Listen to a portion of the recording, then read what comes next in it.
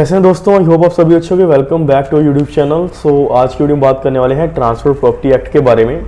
किसी भाई ने, किसी दोस्त ने मेरे से क्वेश्चन पूछा, ट्रांसफर प्रॉपर्टी एक्ट पंजाब में एप्लीकेबल क्यों नहीं होता, इसके पीछे क्या रीज़न है। इसका बहुत ही शॉर्ट आंसर आपको आज की वीडियो में बताऊँगा मैं।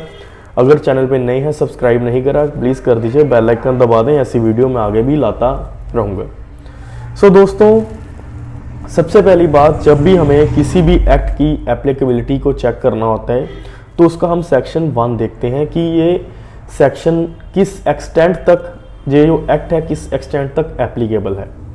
सेक्शन 1 में mainly show title, commencement and इसकी एक्सटेंट बताई होती है, कहाँ तक ये एक्ट एप्लीकेबल होगा, किन किन स्टेट्स पे होगा, किन किन पे नहीं होगा। सेम एज इट इज़ हम ट्रांसफर प्रॉपर्टी एक्ट का सेक्शन 1 देखेंगे, जिसमें कि show title, commencement and extent बताया गया है।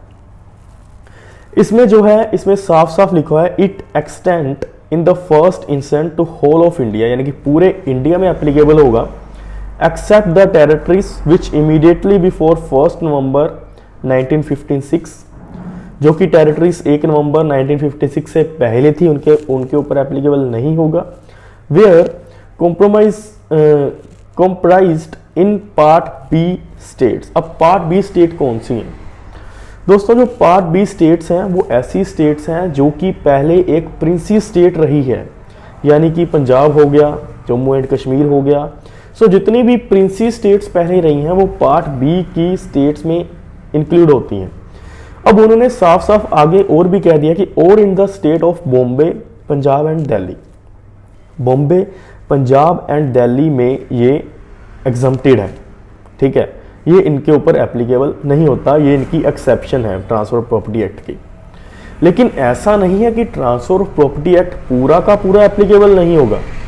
इसमें आगे उन्होंने ये भी कह दिया है कि स्टेट गवर्नमेंट अगर चाहे नोटिफिकेशन के थ्रू कोई भी पार्ट, ठीक है, कोई भी पार्ट ट्रांसफर प्रॉपर्टी एक्ट का अपनी स्टेट में लागू कर सकती है, लेकिन उसको क्या करना होगा, नोटिफिकेशन जारी करनी होगी अपनी ऑफिशियल गैजेट में। चाहे पूरा का पूरा ट्रांसफर प्रॉपर्टी एक्ट लागू कर दे, चाहे उसका कोई भी पार्ट जो है अपनी स्टेट में लागू कर दे। अब ऐसा क्यों है? देखिए दोस्तों, जो ट्रांसफर ऑफ प्रॉपर्टी एक्ट है वो मेनली जो बेसिकली डील करता है इमूवेबल प्रॉपर्टी के रिलेटेड, यानी कि कैसे सेल होगी, कैसे लीज होगी, मॉर्टगेज, लाइसेंस, ये सारी चीज़ों से डील करता है transfer property act, basically immovable property के रिलेटेड। अब दोस्तों, जो पंजाब है इसके पास अपने ही खुद के लोकल लॉस हैं, ठीक है, लैंड के रिलेटेड, यानी कि Punjab land reforms act, Punjab land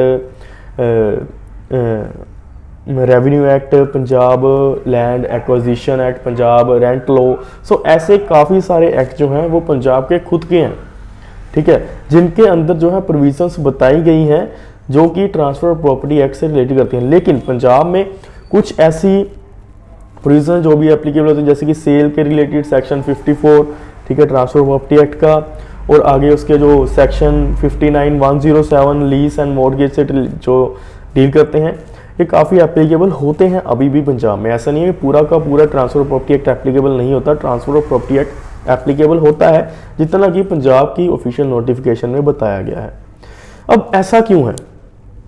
मैंने आपको बताया पंजाब के कुछ लोकल लॉ हैं, ठीक है, लेकिन अकॉर्डिंग टू द जो हमारी लिस्ट बताई गई है 3, union list, state list and concurrent list. आप सभी को पता है स्टेट लिस्ट में जो एग्रीकल्चर लैंड के रिलेटेड जितने भी एग्रीकल्चर के रिलेटेड डिसीजन है वो स्टेट लेगी, ठीक है, एंड कॉन्करेंट लिस्ट में ये बताया गया है कि एग्रीकल्चर को छोड़ के जितने भी जो हैं डिसीजंस हैं ट्रांसफर प्रॉपर्टी के रिलेटेड, डीड के रिलेटेड, ये सारे दोनों बना सकते हैं, चाहे सेंटर चाहे स्टेट, दोनों ही कंकरेंट लिस्ट में ऐड आते हैं। और इनके ऊपर एग्रीकल्चर लैंड को छोड़ के, एग्रीकल्चर लैंड के सीधा और सीधा स्टेट का कंट्रोल है। बाकी जितने भी इमूवेबल प्रॉपर्टीज हैं एक्सेप्ट एग्रीकल्चर लैंड को, उनके लिए जितने भी डिसीजन हैं वो दोनों ले सकते हैं, सेंटर भी ले सकती है, स्टेट भी ले सकती है। इसीलिए ट्रांसफर ऑफ प्रॉपर्टी एक्ट में इन्होंने साफ साफ कह दिया था कि स्टेट जो है, स्टेट गवर्नमेंट ऑफिशियल गैजेट में अपनी नोटिफिकेशन देगी कौन सा part transfer of property act का एप्लीकेबल होगा, कौन सा पार्ट एप्लीकेबल नहीं होगा। दोस्तों, आई होप आपको ये छोटी सी वीडियो समझ लग गया होगा transfer of property act applicable है और एप्लीकेबल नहीं है और क्यों नहीं है। अगर कोई डाउट है कमेंट बॉक्स में कमेंट करें, कमेंट की आंसर करूंगा। अगर आपको ये वीडियो अच्छी लगी हो चैनल को कर दें सब्सक्राइब, लाइक कर दें, इस वीडियो को दोस्तों के साथ शेयर ज़रूर करिएगा।